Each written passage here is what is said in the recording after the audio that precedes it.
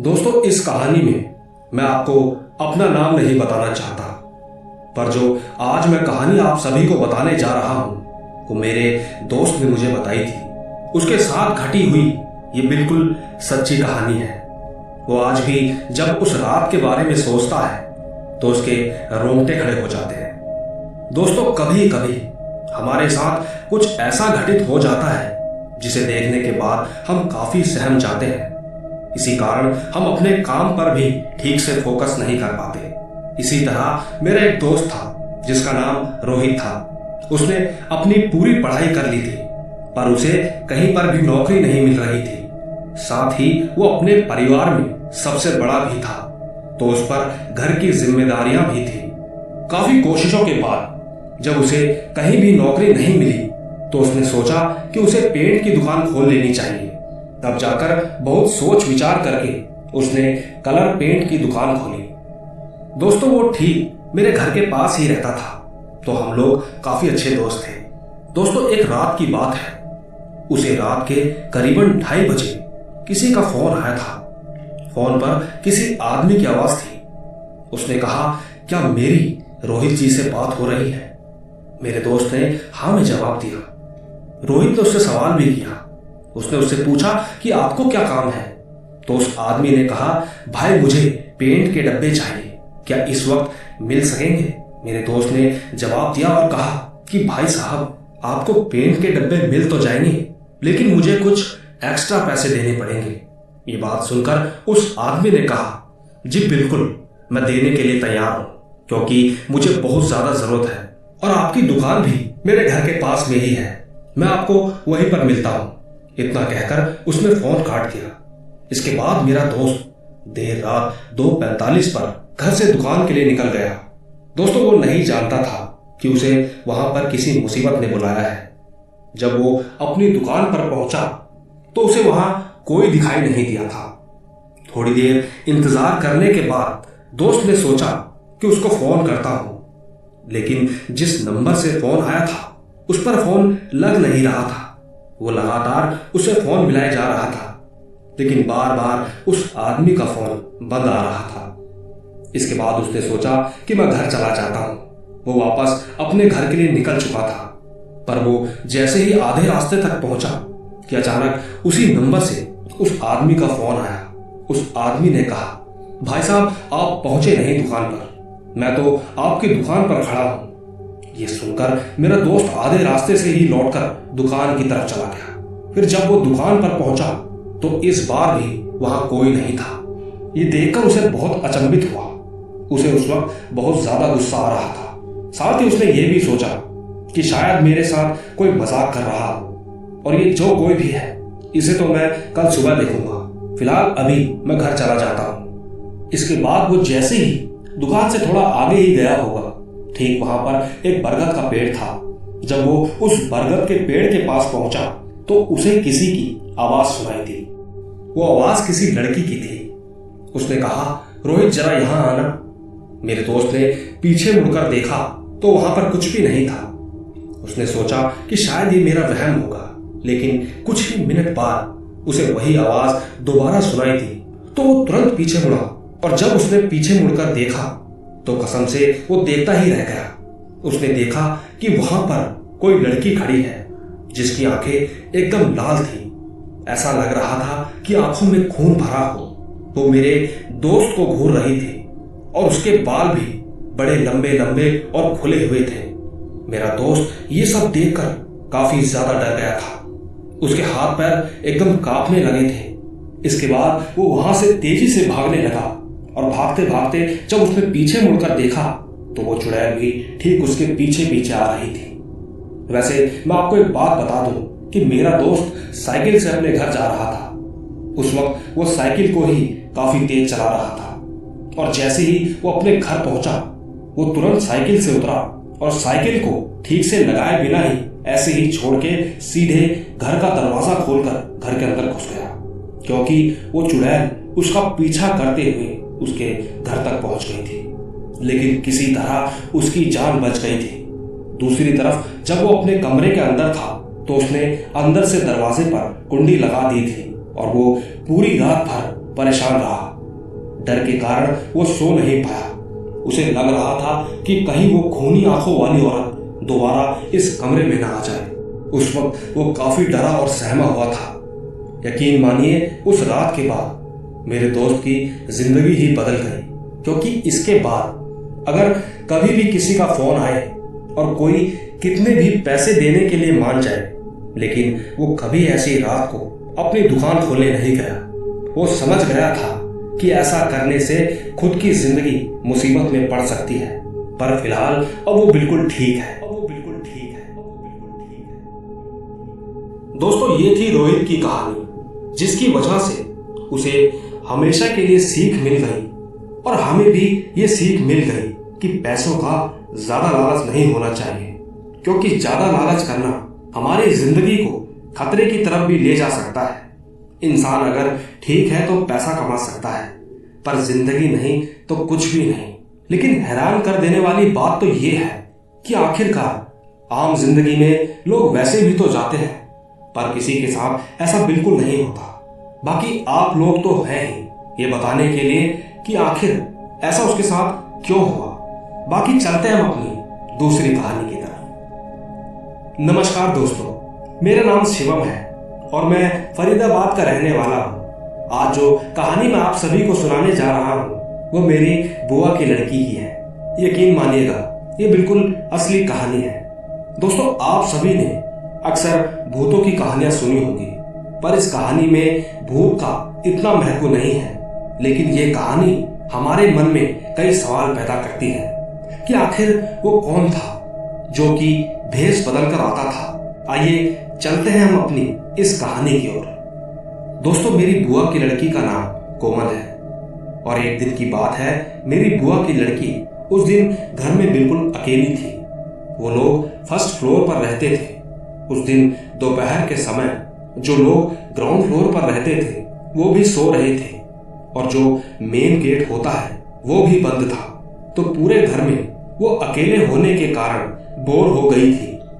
इसी वजह से उसकी भी आंख लग गई थी। लेकिन कुछ देर बाद अचानक क्या हुआ कि मेरी बहन के पापा यानी मेरे फूफा जी के भेष में कोई आदमी आ गया था और मेरी बहन को कहने लगा कि कोमल, चलो मेरे साथ, आओ चलो मेरे साथ। मेरी बहन एकदम घबरा गई थी और कहीं ना कहीं वो समझ भी गई थी कि वो आदमी सही नहीं है, क्योंकि वो आदमी जबरदस्ती करने लगा।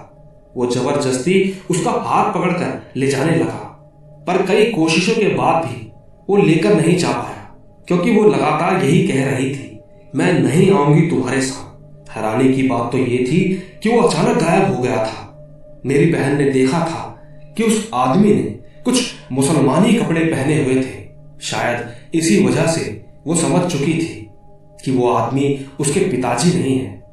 इसके ठीक बाद जब उसकी आंखें खुली तो उसने इधर उधर देखा तो वहां पर कोई नहीं था और मेन गेट की तरफ देखा तो वो अब भी बंद था। वो सोचने लगी कि आखिरकार वो आदमी था कौन। अगर वो मेरे पिताजी होते तो मेन गेट तो अभी भी बंद है। आखिरकार उसे समझ नहीं आ रहा था कि वो आया तो आया कहां से। ये सब सोचकर वो दोबारा सोने की कोशिश करने लगी और जैसे ही दोबारा वो सोई तो वही आदमी दोबारा उसके सपनों में आ गया था और उससे कहने लगा था कि तुमने मेरे साथ ना चलकर अच्छा नहीं किया, मैं दोबारा तुम्हें लेने फिर आऊंगा। ये सब देखकर वो तुरंत उठकर बेड पर बैठ गई। उसे कुछ भी समझ नहीं आ रहा था कि आखिर उसके साथ ये हो क्या रहा था। इसी असमंजस में कुछ देर बाद उसने अपने पिताजी को फोन किया और उनसे पूछा कि थोड़ी देर पहले आप मुझे लेने के लिए घर पर क्यों आए थे। ये बात सुनकर उसके पिताजी ने जो कहा, उस बात को सुनकर वो बहुत ज्यादा घबरा गई। तब जाकर उसने अपने पिताजी को सारी घटना के बारे में बताया। तब जाकर पिताजी ने कहा कि चाहे कुछ भी हो जाए, कोई भी मेरा भेष लेकर आए, तुम घर से बिल्कुल बाहर मत निकलना और अपने कमरे में ही रहना। हम लोग शाम तक घर आ जाएंगे, तुम बिल्कुल परेशान मत होना, अपना ध्यान रखना। इतनी सारी बातें कहकर उन्होंने फोन काट दिया और ठीक उसने भी वैसा ही किया जैसा पिताजी ने करने को कहा था। इसके बाद सब कुछ ठीक हो गया था। लेकिन दोस्तों, कुछ दिन पहले उनकी गली में कोई मर गया था, तो आखिर कहीं वो आदमी वही तो नहीं था जो कि रूप बदल कर आया था। मैंने कई बार सोचा, पर मुझे तो इसका जवाब नहीं मिला। शायद आप लोगों में से ही कोई जवाब दे दे। दोस्तों, इस कहानी में जहां तक मुझे समझ में आया है, उस सवाल का जवाब लड़की के पिताजी ही दे सकते हैं, क्योंकि आखिरकार उन्होंने ऐसा क्यों कहा कि चाहे कोई भी मेरा रूप लेकर आए, तुम बिल्कुल भी दरवाजा मत खोलना और अपना ध्यान रखना, कुछ भी हो जाए घर से बाहर मत जाना। ये मेरा सवाल है। बाकी उठने को तो कई सवाल उठेंगे, लेकिन अगर आपको कुछ मालूम है तो नीचे कमेंट में जरूर बताइएगा। बाकी चलते हैं हमारी तीसरी कहानी की तरफ। दोस्तों, मेरा नाम सिमरतप्रीत सिंह है। मैं पंजाब का रहने वाला हूं और आज जो कहानी मैं आप सभी को बताऊंगा वो कहानी मेरे ताया जी की है, और ये कहानी उन्हीं के साथ घटी एकदम सच्ची घटना है। दोस्तों, मेरे ताया जी की नौकरी शहर में लगी हुई थी, जिसके कारण उन्हें रोज अप डाउन करना पड़ता था और वो अक्सर रात को देर से ही घर आया करते थे। इसी नौकरी के चलते एक दिन की बात है, मेरे ताया जी शहर से वापस घर को आ रहे थे। उस दिन वो मोटरसाइकिल पर गए हुए थे, क्योंकि उनकी गाड़ी में तेल बहुत कम था, और जब वो रास्ते में मोटरसाइकिल चलाते हुए घर को आ रहे थे तो उन्हें कुछ भारीपन सा महसूस हुआ, जैसे कि उनके पीछे कोई बैठा हो। उन्होंने उस वक्त सोचा कि अरे, ये कैसे हो सकता है, ये तो मेरा वहम होगा। यही सोचकर वो बाइक चलाते रहे कि तभी अचानक उनके सामने एक आदमी आ जाता है। वो एकदम से ब्रेक लगाते हैं और उस आदमी को सुनाने लग जाते हैं। कहते हैं कि भाई साहब, आपको दिखाई नहीं दे रहा और आप ऐसे इस वक्त इस बीच रोड पर क्या कर रहे हैं? ठीक से रोड पार करनी चाहिए। जब वो उस आदमी को ये सारी बातें सुना ही रहे थे कि तभी एक गाड़ी तेजी से उनके बगल से गुजरती है, जिसकी वजह से मेरे ताया जी का ध्यान उस गाड़ी पर चला जाता है। वो उस वक्त उस गाड़ी को ही देख रहे थे और ठीक वो आदमी भी अपनी जगह से एकदम गायब हो गया था। इसके बाद मेरे ताया जी बहुत ज्यादा घबरा गए थे। उन्होंने सोचा कि ऐसा कैसे हो सकता है, लेकिन कई बार सोचने के बाद उन्हें लगा कि वो आदमी यहाँ से भाग गया होगा। इसके बाद वो दोबारा अपनी बाइक स्टार्ट करके घर की ओर निकल गए थे। थोड़ी दूर जाने के बाद उन्हें कोई पीछे से आवाज देता है, कहता है कि सुनो भाई। ताया जी ने बाइक रोकी और पीछे मुड़कर देखा, पर उन्हें वहां पर कोई भी नहीं दिखाई दिया। इसके बाद वो कोई भी ध्यान ना देते हुए आगे की तरफ बढ़ते रहते हैं, और रास्ते में जाते जाते उन्हें फिर से महसूस होता है कि शायद उनके पीछे कोई बैठा है। इस बार वो बहुत ज्यादा घबरा जाते हैं और ऐसे ही घबराते हुए वो घर पर आ गए थे। उन्होंने घर आकर किसी को भी कुछ नहीं बताया। उन्होंने सोचा कि बेवजह किसी को क्या परेशान करना, और इस वक्त बताऊंगा तो सारे घर वाले काफी घबरा जाएंगे। इसी के चलते वो खाना खाकर अपने कमरे में सोने चले गए थे, और अगले दिन उठकर फिर से वो अपनी नौकरी के लिए शहर जा रहे थे। फिलहाल कुछ दिन तक सब कुछ ठीक चला, लेकिन एक दिन जब वो अपनी गाड़ी स्टार्ट कर रहे थे तो उनकी गाड़ी स्टार्ट नहीं हो रही थी। उन्होंने सोचा कि बाइक से ही चला जाता हूं। ये सोचकर उन्होंने अपनी बाइक स्टार्ट करी और बाइक से ही चले गए। जब वो रात को वापस घर आ रहे थे तो शहर के बाद एक सुनसान हाईवे पड़ता था। उस हाईवे पर पहुंचने के बाद उन्हें फिर से वही महसूस हुआ कि उनके पीछे कोई बैठा हुआ है। फिर भी उन्होंने उस पर कोई ध्यान नहीं दिया। वो बस आगे बढ़ते रहे। कुछ दूर जाकर देखा कि पीपल के पेड़ के पास एक आदमी खड़ा होकर लिफ्ट मांग रहा था, पर जो भी उस रोड से गुजर रहा था वो उस आदमी को लिफ्ट नहीं दे रहा था। फिर मेरे ताया जी ने उस आदमी के पास जाकर अपनी बाइक रोकी और उससे पूछा कि भाई, आपको कहाँ जाना है? आप मुझे बताओ, मैं आपको वहीं छोड़ दूंगा। उस आदमी ने कहा, भाई यहीं पर आगे जाकर जो गांव है मुझे बस वहीं जाना है। ताया जी ने कहा, तो देर किस बात की, आओ बैठो। उन्होंने बाइक स्टार्ट की और वहां से निकल गए। वैसे हमारे ताया जी को यह बात पता थी कि इस पीपल के पेड़ के पास बहुत एक्सीडेंट होते हैं, लेकिन उस वक्त वो उस आदमी के साथ थे तो इस बात को भूल गए थे। थोड़ी दूर जाने के बाद उन्होंने पूछा कि भाई आपको कहाँ जाना है, पर वो कोई जवाब नहीं दे रहा था। ताया जी ने फिर से पूछा, तब भी उसने कोई जवाब नहीं दिया। उनकी बातों का जवाब ना आने पर उन्होंने जैसे ही पीछे मुड़कर देखा तो पता चला कि वो आदमी गायब हो गया था। ताया जी एकदम चौंक गए थे। उन्होंने तुरंत अपनी बाइक रोककर इधर उधर देखा, लेकिन आसपास कोई नहीं था। फिर वो अपनी बाइक पर बैठकर थोड़ा आगे चले गए थे। यकीन मानिए, फिर से वही आदमी उन्हें दिखाई दिया। वो रोड के किनारे किनारे चल रहा था। ये सब देखकर मेरे ताया जी ने पूछा कि भाई थोड़ी देर पहले तक तो तुम मेरे साथ में थे, अब यहां कैसे आ गए? वो आदमी वहीं पर रुक गया था और कोई जवाब नहीं दे रहा था। तो मेरे ताया जी ने उसकी तरफ देखा। वो आदमी गुस्से से उनकी तरफ देखकर उनकी तरफ आ रहा था। उसकी ऐसी हरकत देखकर हालात ऐसे हो गए कि मेरे ताया जी बहुत ज्यादा डर गए थे। उन्होंने तुरंत अपनी बाइक स्टार्ट की और तेजी से वहां से निकल गए। वो बहुत ज्यादा घबराए हुए थे। मन में काफी सवाल चल रहे थे। थोड़ी देर में उनका घर आ गया। वो सीधा घर के अंदर चले आए और अपने साथ घटी सारी बातें उन्होंने अपने घर वालों को बताई। इसके बाद उनके घर वाले उन्हें लेकर गुरुद्वारे में माथा टेकने के लिए गए और ठीक वहां पर जो बाबा थे उन्हें भी ताया जी ने अपनी सारी बात बताई। तब जाकर बाबा जी ने कहा कि तुम्हारे कर्म अच्छे हैं जिसके कारण तुम बच गए हो। और बाबा जी ने यह भी कहा कि जहां से तुमने उस आदमी को लिफ्ट दी थी वहां पर पीपल के पेड़ के पास बहुत सारे एक्सीडेंट होते हैं और कई लोगों की मौतें भी हुई हैं। इसीलिए अगर तुम वहां से नहीं भागते तो वह आदमी तुम्हें वहां पर जान से मार देता। इसके बाद उन्होंने ताया जी को ध्यान से समझाया कि कभी भी किसी भी अनजान व्यक्ति को देर रात लिफ्ट मत देना और कभी भी रात को बाहर अकेले मत जाना। बाबा जी की ये सारी बातें सुनकर हम सब वहां से घर आ गए और ठीक ताया जी बाबा जी की कही हुई बातों को ध्यान में रखते हुए कभी भी बाइक पर अकेले रात को बाहर नहीं जाते और तो और वो छोटे मोटे कामों के लिए भी मुझे भेज देते हैं।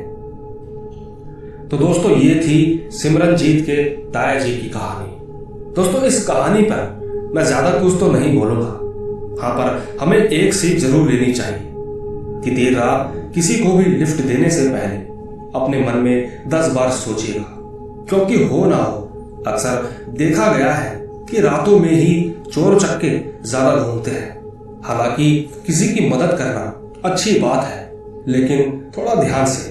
बाकी चलते हैं हम अपनी चौथी कहानी की तरफ। आइए सुनते हैं। दोस्तों, मेरा नाम नोमान मुस्तफा है और आज जो कहानी मैं आप सभी को बताऊंगा उस बात को मैं किसी से भी शेयर करने से पहले बहुत बार सोचता हूं, क्योंकि जब मैं 9th क्लास में पढ़ता था तो मैंने अपने क्लासमेट से नेगेटिव एनर्जी के बारे में बताया था। उन सब ने मिलकर मेरा काफी मजाक उड़ाया। खैर, मैं आपको कहानी सुनाता हूं। दोस्तों, ये बात 2020 की ही है। तब मैं 11th क्लास में पढ़ रहा था। दिसंबर का महीना था। आप लोग तो जानते ही हैं कितनी ज्यादा ठंड होती है और बाहर कोहरे की धुंध लगी हुई थी। लेकिन उस समय कोरोना का डर भी लोगों में कम हो गया था। तो ठीक एक दिन की बात है, मेरे दोस्त का जन्मदिन था। उसके जन्मदिन पर जाने के लिए मैंने अपने घर वालों से परमिशन ली थी। उसके बाद मैं दोस्त के घर चला गया था, जो कि हमारी ही कॉलोनी में था। दोस्तों, मैं आपको बताना भूल गया था कि मैं लखनऊ का रहने वाला हूँ और ये कॉलोनी सहारा स्टेट में लगभग 1 किलोमीटर स्क्वायर में फैली हुई है। तो ठीक मेरे बाकी के दोस्त भी उसके घर पर आ चुके थे। कोविड की वजह से ज्यादा लोगों को नहीं बुलाया था और पार्टी भी जल्दी खत्म हो गई थी। वैसे हमने अपने घर वालों को कहा था कि हम लोग 12 बजे तक घर पर आ जाएंगे, तो वो भी इस बात को मान गए थे, क्योंकि हमारी कॉलोनी बहुत ज्यादा सेफ है और यहाँ पर लड़कियां भी देर रात तक बाहर घूम सकती है। तो ठीक हम लोगों की पार्टी 10:30 बजे खत्म हो चुकी थी और हम सब पार्टी एंजॉय करने के बाद अपने अपने घर की तरफ जा रहे थे। लेकिन मैं कॉलोनी की जिस तरफ रहता था उसी तरफ रहने वाले मेरे 3 दोस्त थे। उनमें से एक लड़की भी थी। लड़की तो अपने घर को चली गई थी, लेकिन हम 4 दोस्त साथ में थे और इतनी देर रात बाहर रुकने का मौका हमें बार बार नहीं मिलता था। वहीं पर हमारी कॉलोनी के आगे जाकर एक बड़ा सा जंगल है, तो हम चारों को उस वक्त शैतानी सूझ रही थी। हमने सोचा कि हम लोग उस जंगल में रात को मजे करने के लिए जाएंगे, और दोस्तों यकीन मानिए वही हमारी सबसे बड़ी गलती थी। हम चारों जा ही रहे थे कि हमने देखा एक कुत्ता जो कि स्ट्रीट डॉग था, पर वो हमारी कॉलोनी के ज्यादातर आसपास ही रहता था। वो हम सबको अच्छे से जानता था। वो भी हम लोगों के साथ उस जंगल के अंदर आ गया। जंगल के अंदर बहुत सारी झाड़ियां थी, एक टूटा हुआ सा खंडर भी था, और वहां पर कुछ दारू की बोतलें पड़ी थी। हमारी कॉलोनी की स्ट्रीट लाइट उस जंगल के अंदर तक पड़ रही थी, पर हम लोग जैसे जैसे उस जंगल के अंदर जा रहे थे वैसे वैसे वो स्ट्रीट लाइट की रोशनी भी कम होती जा रही थी। यकीन मानिए मेरा और आगे जाने का मन नहीं था, क्योंकि आगे बहुत ही ज्यादा अंधेरा था। तो मैंने अपने बाकी दोस्तों को भी आगे जाने से मना किया, पर वो लोग नहीं माने और एक दोस्त को ये कहने लगे कि तुझे डर लग रहा है क्या? क्यों डर रहा है? हम भी तो तेरे साथ में हैं, आगे चलते हैं, आखिर तू मर्द है। मैं उस समय 17 साल का था। मैंने भी अपने दोस्तों की बात मान ली थी। मैंने सोचा चलो चलते हैं, देखा जाएगा जो भी होगा। फिर हम लोग आगे बढ़ रहे थे। मेरे एक दोस्त के पास फोन था। उसने फोन की फ्लैश लाइट ऑन की। उसी रोशनी में हम आगे चलते जा रहे थे, लेकिन ठंड का समय था तो उस समय कोहरा भी लग गया था। तो ठीक उस कोहरे की वजह से हमें कुछ भी अच्छे से दिखाई नहीं दे रहा था, लेकिन तब तक सब कुछ अच्छा जा रहा था। तभी मेरा ध्यान उस स्ट्रीट डॉग पर गया जो हमारे साथ आया हुआ था। उसका नाम सैंकी था, लेकिन अब वो हमारे साथ नहीं था। वो अचानक कहीं गायब हो गया था। ये बात मैंने अपने दोस्तों को बताई और मैंने जोर जोर से उस कुत्ते को आवाज लगाई, क्योंकि वो मेरी आवाज सुनकर दूर से भी आ जाता था। लेकिन इस बार वो बार बार बुलाने के बावजूद भी नहीं आ रहा था। लेकिन थोड़ी देर बाद हम सभी को दूर से किसी कुत्ते की रोने की आवाज आई, तो मैंने उस आवाज की तरफ ध्यान लगाया तो वो आवाज सैंकी की ही थी। क्योंकि मुझे उससे काफी लगाव था तो मैंने उसकी आवाज पहचान ली थी। फिर हम सभी लोग उसी आवाज की तरफ बढ़े। थोड़ी ही दूर जाने पर मुझे वो दिखाई दिया, क्योंकि उसका रंग एकदम सफेद था। तो हमारी फ्लैश लाइट की रोशनी जब उसके ऊपर पड़ी तो वो चमक रहा था। पर जैसे ही हम सभी उसके करीब गए तो हमें थोड़ा अजीब लग रहा था, क्योंकि सैंकी बहुत अजीब हरकतें कर रहा था। वो किसी काली परछाई की तरफ मुंह करके बैठा हुआ था और अपनी पूंछ हिलाकर रो रहा था। दूसरी तरफ मैं उसे बुलाया जा रहा था, पर वो वहां से हिल तक नहीं रहा था। पर न जाने क्यों वो जम सा गया था। मैं समझ चुका था कि यहाँ कुछ तो गड़बड़ है। उस वक्त मेरे वहां जितने भी दोस्त थे वो इस नेगेटिव एनर्जी को नहीं मानते थे। तो उनमें से एक ने गुस्से में बोला कि कौन है वहां पर, क्या कर रहा है? उसके इतना बोलते ही हमारा कुत्ता एकदम से वहां से उठ गया और अपना सिर हिलाकर इधर उधर देखने लगा था, जैसे कि किसी बुरी शक्ति ने उसको अपने काबू में करके छोड़ दिया हो। वो कुत्ता मुझे देखकर मेरे पास आ गया, और जो वो काली परछाई थी वो हमारी तरफ पीठ करके बैठी हुई थी। और जब उस परछाई ने अपनी गर्दन 180 डिग्री में घुमाकर हमें देखा तो उसकी आंखें पूरी सफेद थी। उसकी आंखों में पुतलियां भी नहीं थी। वो जो भी था वो हमारी तरफ आने लगा। ये देखकर हम चारों वहीं पर सुन्न पड़ गए। वो देखने में लगभग 9 फीट लंबा था। किसी तरह हम सभी ने हिम्मत की और वहां से भागना शुरू कर दिया था। हमारे साथ साथ कुत्ता भी भागने लगा, लेकिन वो परछाई बार बार हमारे सामने आ जाती। इसी वजह से हमें बाहर निकलने के लिए दिशा बार बार बदलनी पड़ रही थी। लेकिन किसी तरह हम सभी लोग उस जंगल से बाहर आ गए और वो कुत्ता अपनी गली में चला गया। इसके बाद हम सभी हाफते हाफते अपने घर की तरफ जाने लगे। उस वक्त 12 बज चुके थे। हम चारों दोस्त काफी डरे हुए थे, क्योंकि हमें अपनी आंखों पर बिल्कुल भी विश्वास नहीं हो रहा था। खैर वो जो भी था वो एक अच्छा जिन्न था। शायद हमें उस जंगल से भगाना चाहता था, क्योंकि अगर उसको हमारे साथ कुछ गलत करना होता तो वो कर चुका होता। इसके बाद हम सब लोगों ने एक दूसरे को उनके घर तक छोड़ा और मैं भी चुपचाप अपने घर पर चला गया। घर जाकर मैंने कुरान पढ़ी और फिर मैं चुपचाप सो गया। मुझे ना ही कुछ खराब महसूस हुआ और ना ही कोई बुरा सपना आया। लेकिन उस दिन के बाद से मेरे किसी भी दोस्त को कोई शिकायत नहीं रही। वो लोग भी ठीक ठाक थे। दोस्तों, यकीन मानिए ये बात हमने अपने घर वालों को भी नहीं बताई थी, वरना वो लोग हमारा बाहर जाना बंद करवा देते। और साथ ही उस रात के बाद हम लोग भी उस जंगल में नहीं गए। बाकी बचे मेरे दोस्त जो कि इन सब पर विश्वास नहीं करते थे, उस रात के बाद से वो भी करने लगे हैं। वैसे हमारे घर वालों ने बताया था कि जहां पर हम लोग रहते हैं वो कॉलोनी पहले तालाब हुआ करती थी, जहां पर काफी क्राइम भी हुआ करते थे।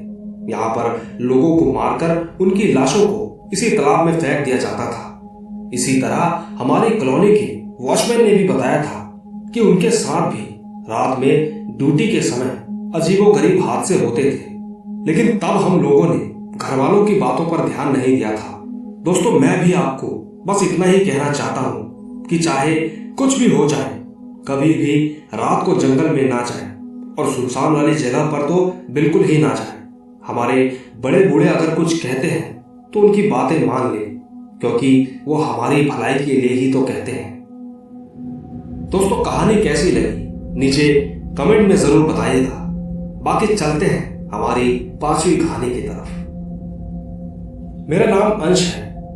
मैं आपके साथ मेरे साथ घटी एक सच्ची घटना शेयर करना चाहता हूं। यकीन मानिए उसे हम आज तक भूल नहीं पाए। दोस्तों, ये बात 2020 की है, जिस वक्त कोविड चल रहा था। लोग इतनी बड़ी महामारी से जूझ रहे थे। पूरे देश में लॉकडाउन लगा हुआ था। हम सभी लोग घर के अंदर बंद से हो गए थे। उन दिनों हम लॉकडाउन से पहले सुबह के वक्त क्रिकेट खेला करते थे, परंतु जब लॉकडाउन लगा तो उस दौरान हम लोगों ने क्रिकेट खेलना बंद कर दिया था। लेकिन हम सभी ने डिसाइड कर लिया था कि हम सुबह के वक्त वॉकिंग पर जाया करेंगे। लेकिन जब हम लोग अगले दिन गए तो हमें काफी लेट हो गई थी। सूरज भी निकल आया था, जिसके कारण हम लोग आधे रास्ते से ही वापस आ गए थे। फिर हमने तय किया कि अगले दिन 4:30 बजे जाएंगे। इसके बाद हम सुबह 4 बजे मिले और हमने सोचा कि रेलवे लाइन की तरफ जाएंगे। यकीन मानिए यही हमारी सबसे बड़ी भूल थी। हमारे यहाँ एक रेलवे लाइन है जहाँ पर अक्सर कम ही ट्रेन आती थी। हम लोग आगे बढ़ते जा रहे थे और गाने सुन रहे थे। जैसे जैसे हम रनिंग करते हुए आगे बढ़ते रहे, वैसे वैसे मुझे ऐसा लगने लगा कि मैं तो यहाँ कभी आया ही नहीं। न जाने क्यों, पर मैंने अपने दोस्तों से कहा कि भाई यहाँ से चलते हैं। मेरी बात सुनकर मेरे दोस्त कहने लगे कि ये तो डर गया है, लेकिन मेरा छोटा भाई बिल्कुल नहीं डर रहा था। उसका नाम कामरत है। उसे देखकर मुझे बड़ी शर्म आ रही थी। गुस्से में मैं उन सभी के आगे आगे चलने लगा। फिर हम सभी बराबर स्पीड में आ चुके थे। मैंने देखा कि वहां पर लोगों के मकान भी नहीं थे। सब कुछ सुनसान पड़ा था। थोड़ा आगे जाकर एक मकान दिखा जिस पर काम चल रहा था, लेकिन हम लगातार आगे बढ़ते जा रहे थे। हम सभी ने देखा कि एक अजीब सा मकान था, पूरा कच्चा और ऊपर छत भी पॉलीथीन से ढकी हुई थी। फिर मैंने अपने फोन में समय देखा तो उसमें 4:37 हो रहे थे और उस वक्त अंधेरा भी था, क्योंकि सर्दियों का समय था और कोहरा भी लगा हुआ था। फिर हम लोग थोड़ा आगे गए तो वहां पर भी एक अजीब सा मकान था, लेकिन ये कलर करा हुआ था। और इसके ठीक हम थोड़ी देर बाद हमारी नजर एक स्ट्रीट लाइट पर गई, जो कि कभी जल रही थी और कभी बंद हो रही थी। फिर अचानक बारिश भी होने लगी। इसके बाद हम लोग वहां से आगे की तरफ भागने लगे, लेकिन वहां पर हमें एक बड़ा ही अजीब मकान दिखाई दिया। उस वक्त न जाने क्यों हम सब थोड़ा डर भी गए थे, लेकिन हम 7 लोग थे तो बारिश से बचने के लिए उस मकान के अंदर चले गए। फिर मैंने दोबारा समय देखा तो इस बार 4:49 हो रहे थे, लेकिन तभी हमने वहां पर एक अंकल को देखा और उनको देखकर हम लोग डर गए थे। तब हमने उनसे पूछा कि अंकल जी, आप यहाँ पर रहते हो क्या? उन्होंने कहा, जी हाँ, मैं यहीं रहता हूँ और मेरे 2 भाई भी रहते हैं, पर वो अलग मकान में रहते हैं। बातों ही बातों में मेरे दोस्त ने मौसम की तरफ देखा तो आसमान साफ दिखाई दे रहा था और बाहर की तरफ देखा तो बारिश भी बंद हो चुकी थी। लेकिन ताज्जुब की बात तो ये थी कि बारिश जो थोड़ी देर पहले काफी तेज हो रही थी, अब उसके होने के कोई निशान नहीं थे। ये बात सोचकर हम जरा चौंक गए थे। मैंने उन अंकल जी से कहा कि अच्छा अंकल जी, अब हम चलते हैं। मेरे तरह कहते ही हमें अचानक एक परछाई दिखाई दी जो कि एकदम से अजय के अंदर चली गई थी। यकीन मानिए, ये चीज सिर्फ मैंने देखी थी। मैं समझ चुका था कि यहां जरूर कुछ गड़बड़ है। ये बात मैंने निखिल को बताई तो वो भी समझ गया था। फिर मेरा ध्यान अंकल जी पर गया तो वो हम लोगों को अपनी बातों में उलझा रहे थे ताकि हम लोग वहां से जा ही ना पाए।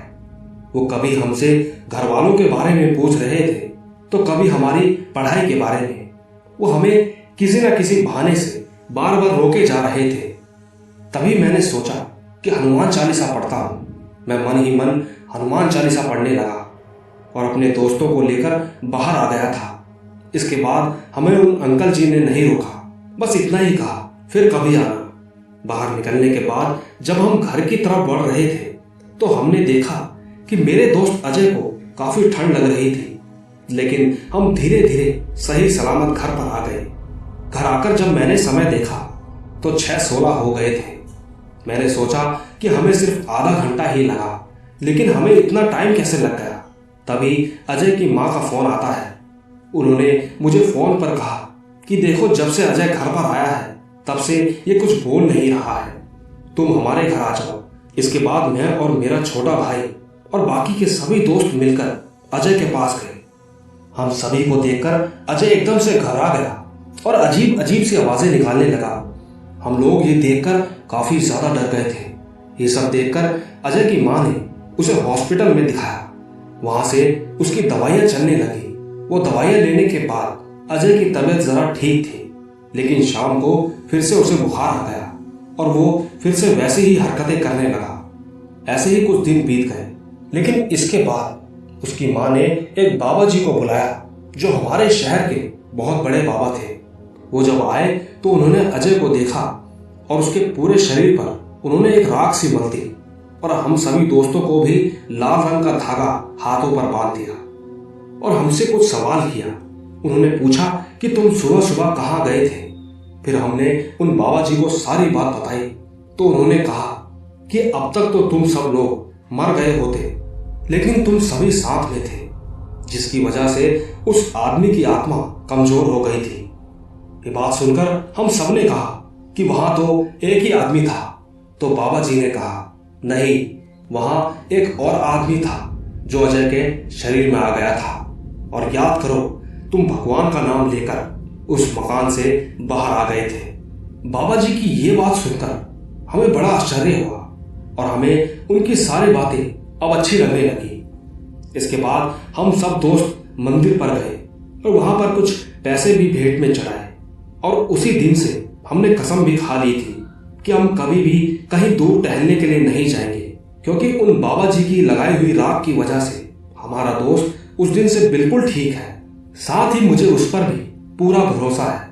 वो हमें दिखाई तो नहीं देते, लेकिन हमारी मदद करते हैं। इसी के साथ दोस्तों, चलते हैं अपनी छठी कहानी की तरफ। नमस्कार दोस्तों, मेरा नाम अरुण है और आज जो कहानी मैं आप सभी को बताऊंगा वो मेरे साथ ही घटी एक सच्ची घटना है। यकीन मानिए, उसके बारे में सोचकर मैं आज भी बहुत ज्यादा डर जाता हूं। दोस्तों, वैसे मैं दिल्ली का रहने वाला हूं और ये बात 29 जून 2018 की है। उस वक्त मेरी उम्र 15 साल की थी। एक दिन मैं अपने घर पर सो रहा था कि तभी मेरे पिताजी का फोन बजा और वो फोन मेरे नाना जी का था। उन्होंने फोन पर कहा कि आप सभी लोग गांव पर आ जाओ। उनकी ये बात सुनकर पिताजी भी बड़े हैरान थे कि आखिरकार ऐसा क्या हुआ कि यूं अचानक हम सभी को नाना जी ने क्यों बुलाया। खैर, हम सभी लोग गांव जाने की तैयारियां करने लगे और हमारी बस भी शाम 7 बजे की थी। हम सभी लोग बस में बैठकर बस एक ही बात सोच रहे थे कि आखिर हम सबको यूं अचानक नाना जी ने क्यों बुलाया होगा।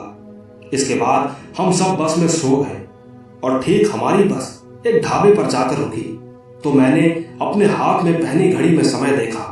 उस समय रात के 2 बज रहे थे।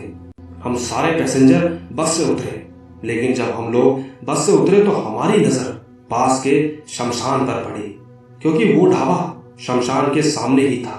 उसको देखने के बाद किसी का भी मन ढाबे पर बैठकर खाना खाने को नहीं था, लेकिन तभी मेरी माँ ने कहा कि ढाबे से खाना पैक करवाकर लेकर आ जाओ, हम सब बस के अंदर ही खाना खा लेंगे।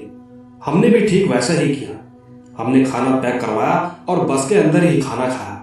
उसके बाद हम सुबह सुबह गांव पहुंच गए और ठीक सुबह के 7 बजे हमें नाना नानी को लेने के लिए बस स्टॉप पर पहुंच चुके थे।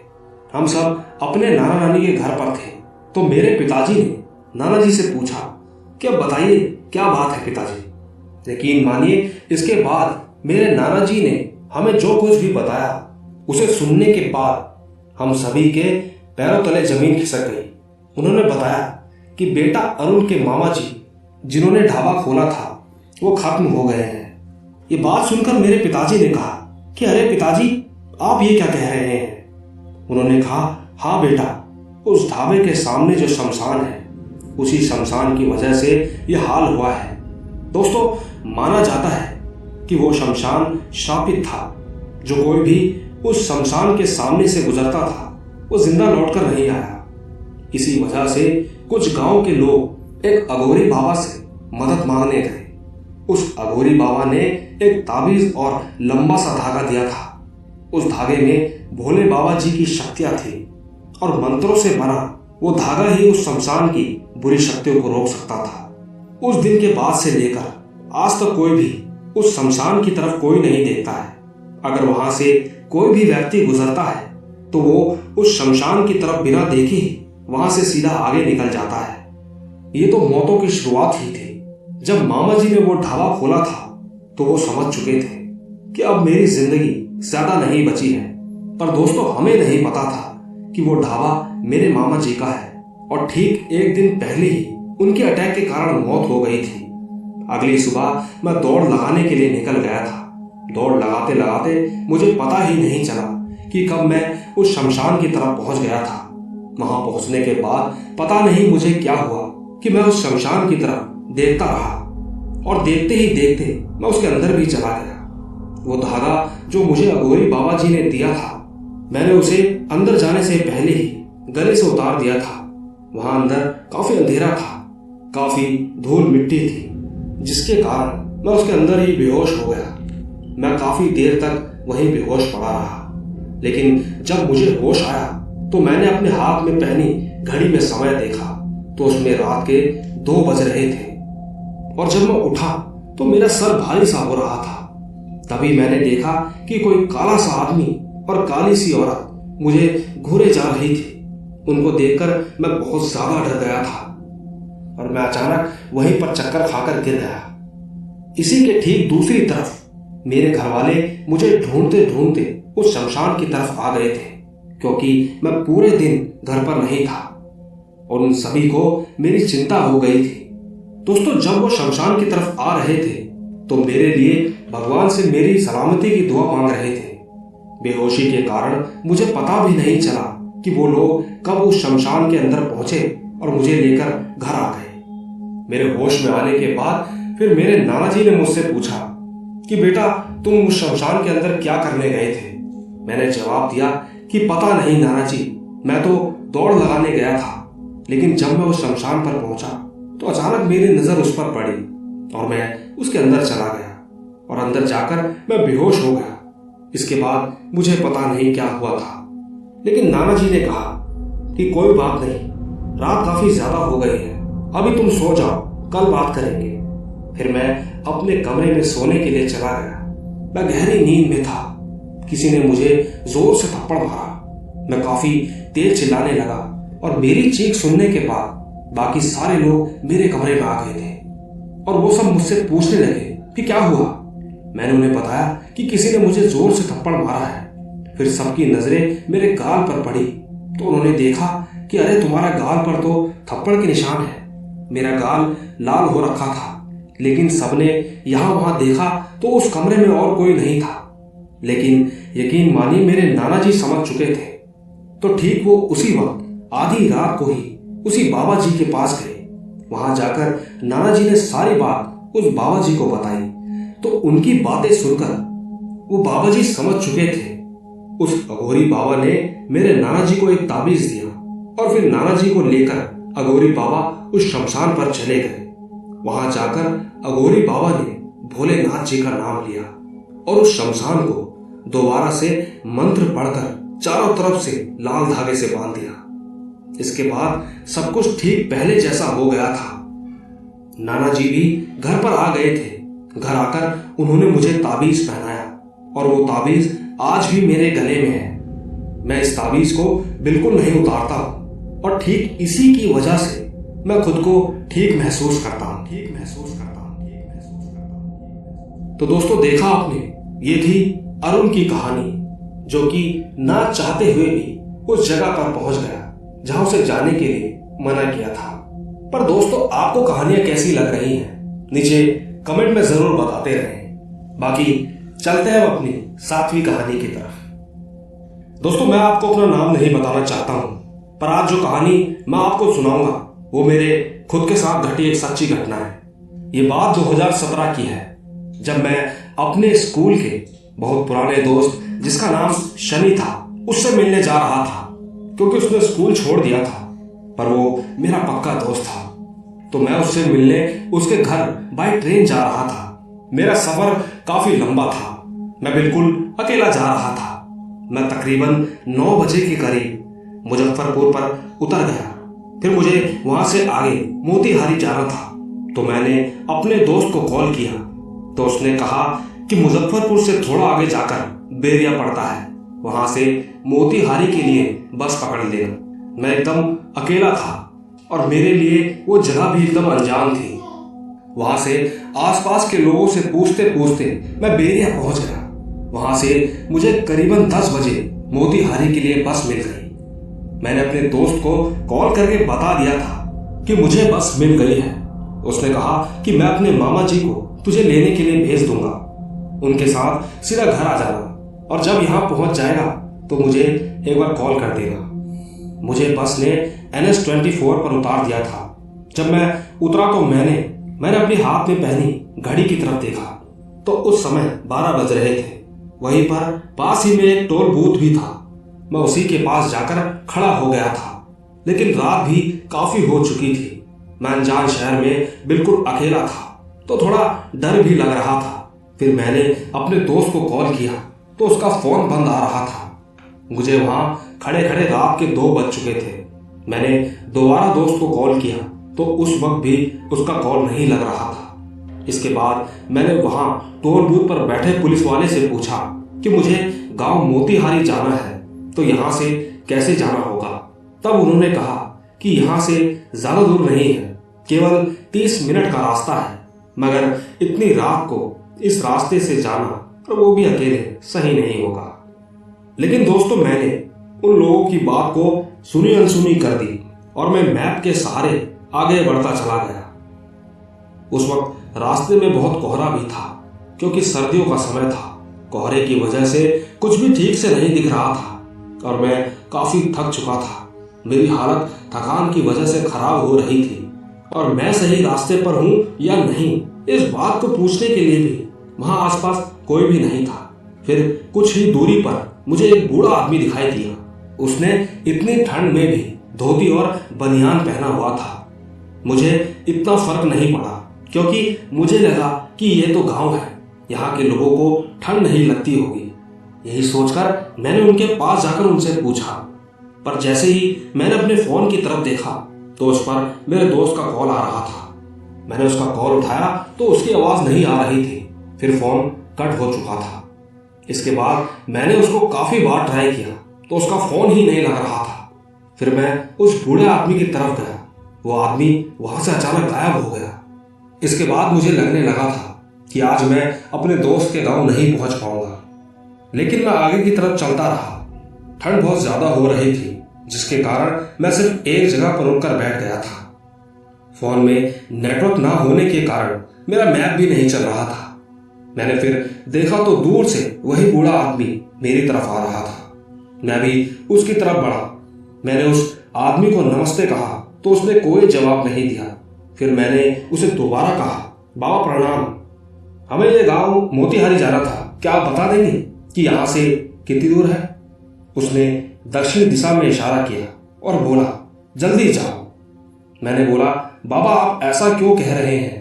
तो उसने कहा कि यहाँ नए आए हो। मैंने कहा हाँ। उसने मेरा हाथ में एक नींबू रखा और कहा, जल्दी जाओ और पीछे मुड़कर मत देखना। दोस्तों यकीन मानिए मेरी बेचैनी एक डर का रूप ले रही थी, लेकिन फिर भी मैं दक्षिण दिशा की ओर बढ़ता रहा। उसके बाद कुछ ही दूरी पर एक औरत दिखाई दी। उसी के थोड़ी दूर पर मुझे गांव भी दिखाई दे रहा था, लेकिन उस औरत को देखकर लग रहा था कि वो मुझसे कुछ कहना चाह रही थी। दोस्तों मैंने क्या किया, मैं दक्षिण दिशा की तरफ ना जाकर बल्कि उस औरत की ओर बढ़ता चला गया। जब मैं उस औरत के पास पहुंचा तो वो औरत मुझे जोर जोर से चिल्लाकर ये कहने लगी कि चले जाओ यहां से। ये सुनकर मैं काफी डर गया था और मैं डर के मारे वापस दक्षिण दिशा की ओर भागता जा रहा था।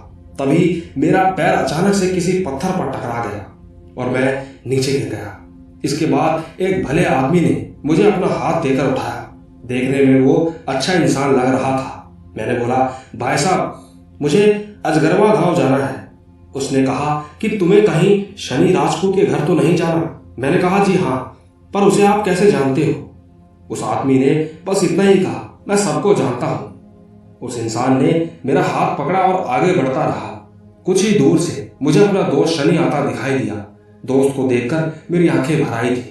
तब जाकर मैंने उस इंसान की तरफ देखना चाहा, तो मैंने जैसे ही अपना चेहरा उसकी तरफ घुमाया तो मेरे आसपास दूर दूर तक कोई भी नहीं था। सनी ने मेरे पास आकर कहा कि भाई तेरा फोन नहीं लग रहा था, कहां पर था? फिर मैंने उसको सारी बात बताई। तब उसने मुझे कुछ ऐसा बताया जिसे सुनकर मैं और भी ज्यादा डर गया था। मेरे दोस्त ने बताया कि इस गांव में एक बार एक परिवार रहता था, जहां पर पिताजी बहुत गुस्सैल किस्म के थे और साथ ही माई भी थी। उनके गांव में माँ को माई कहते थे। उनका एक बेटा भी था, वो काफी शरीफ था। उसके माता पिता दोनों को उस गांव से निकाल दिया था। दोस्तों गांव से निकालने की वजह ये थी कि वो औरत जिंदा बच्चों को खा जाया करती थी। उसकी ये बात सुनकर मैं बहुत ज्यादा घबरा गया, लेकिन जब पूरे गांव को मेरे बारे में पता चला तो सब हैरान हो गए थे कि उस औरत ने आखिरकार मुझे कैसे छोड़ दिया था। यकीन मानिए आज भी उस रात की घटना के बारे में सोचकर मेरे तो रोंगटे खड़े हो जाते हैं। तो दोस्तों देखा आपने आखिरकार क्या वजह होगी जिसकी वजह से आज वो जिंदा है? नीचे कमेंट में जरूर बताइएगा, क्योंकि अब वैसे भी वक्त हो चला है हमारी आज की आखिरी कहानी का। आइए सुनते हैं। दोस्तों मेरा नाम अनुज है। एक बार मेरे मामा जी के साथ एक घटना घटी थी जो कि बिल्कुल सच्ची है। उसके बारे में मैं आपको जरा बताना चाहता हूं। दोस्तों कभी कभी हमारे साथ कुछ ऐसा घटित होता है जिसका हम अंदाजा नहीं लगा पाते कि आखिर वो था क्या।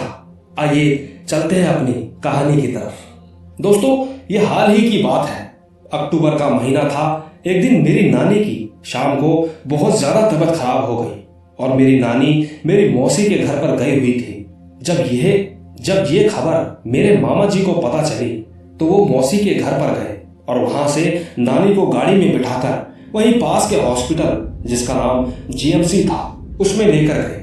हॉस्पिटल में नानी को डॉक्टर्स ने भर्ती करवा दिया था और मामा जी के साथ मामी और मौसी थी। वो तीनों लोग वही नानी के साथ हॉस्पिटल में रुक गए थे और मामा जी अकेले घर जा रहे थे।